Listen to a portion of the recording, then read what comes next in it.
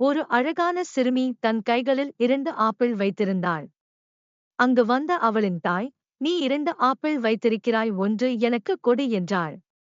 தன் தாயை ஒரு வினாடி பார்த்த அந்த சிறுமி, பின் உடனே ஒரு ஆப்பிளை கடித்து விட்டாள். பின் உடனே 2வது ஆப்பிளையும் கடித்து விட்டாள். தாயின் முகத்தில் இருந்த சிரிப்பு உறைந்து போனது. தன் ஏமாற்றத்தை வெளிப்படுத்த முடியாமல் தவித்தாள். உடனே அந்தச் சிறுமி தான் தாயிடம், "அம்மா, இந்த ஆப்பிள்தான் இனிப்பாக இருக்கிறது.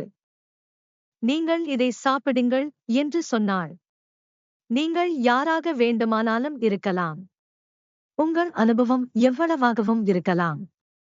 அறிவு விஸ்தீரணமாகவும் இருக்கலாம். ஆனால் ஒருவரைப் பற்றி கணிப்பதை சற்று தள்ளிப் போட்டு கணிக்கவும்.